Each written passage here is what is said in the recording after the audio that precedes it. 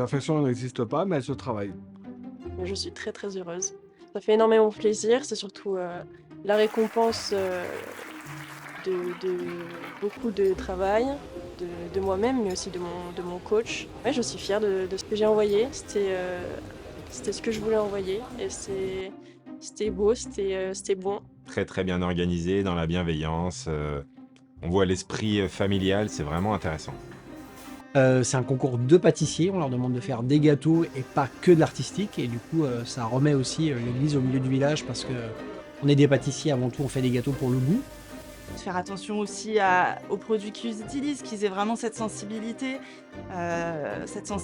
du travail, des producteurs qu'il y a avant. Encore une fois, pour garder cette lignée, pour vraiment qu'ils ne dénaturent pas tout le travail qu'il y a eu avant. De voir qu'on arrive à produire un fruit, on met 1 an avant de pouvoir produire un fruit, et qu'ils arrivent à le transformer et à le sublimer comme ils l'ont fait, c'est super bien, c'est gratifiant. C'est très gratifiant pour nous. Des jeunes quand même qui ont un bon niveau pour le peu d'expérience qu'ils ont.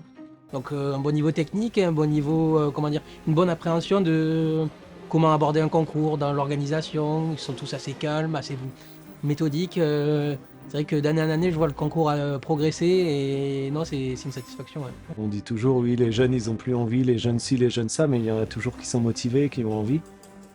Cherchons celui qui est bon aujourd'hui, tout simplement, et essayons ceux qui valent le coup, de vraiment les aider, tout simplement. Cette jeunesse qui a envie de créer, qui a envie d'innover, qui est engagée, et on l'a vu aujourd'hui, ils se sont préparés pendant des semaines, pendant des mois. On dit que la jeunesse veut plus travailler, mais la jeunesse, elle a envie de travailler, elle a envie de démontrer, elle a envie de changer les choses, et elle s'implique pour le faire. Donc de voir aussi un groupe comme Andros qui respire toute cette authenticité, en fait, il y a tout qui s'accorde, donc c'est parfait. De toute façon, c'est toujours des moments de convivialité, de partage dont on raffole chez Andros. Donc on voit que ces candidats ou ces chefs, ils subliment en fait nos ingrédients. Mais c'est aussi important pour nous de se dire qu'on sublime aussi leur réalisation. Nous, on n'est pas arrivé à ce niveau-là comme ça, quoi. C'est des heures de travail. On peut se tromper, mais on peut se tromper, quoi. Et surtout, si vous avez la chance de pouvoir vous inscrire à un concours, mais allez-y, quoi. Pour moi, c'est une compétition, mais positive, quoi. Et ça vous permet de voir aussi où vous en êtes, quoi. La meilleure façon de grandir, c'est de digérer les infos, même si des fois ça pique un peu. Moi, j'ai écouté les chefs que j'ai eu sur mon parcours, et je pense que j'ai bien fait de les écouter. C'était vraiment formidable, et donc oui, hâte d'y retourner et de faire encore mieux. On apprend tellement de choses en fait, c'est fou, et j'ai hâte d'apprendre plus. Objectif, MOF. Je pense que c'est un secret pour personne qu'Andros a une connaissance du fruit, une perfection dans le sourcing, le traitement du fruit qui est, je pense, aujourd'hui incontestable.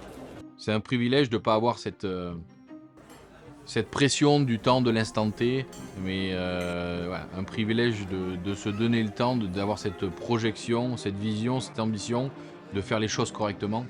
Et ça, on peut remercier tout le grand-père, nos actionnaires, et puis surtout tous nos collaborateurs qui travaillent tous les jours dans toutes les filiales par rapport à cette excellence qu'on doit avoir à travers nos produits. Et cette année, 55 dossiers nous ont été présentés. Je rêve qu'il y en ait 100, je rêve qu'il y en ait 150, mais à la fin, il y aura 8 sélectionnés et un gagnant.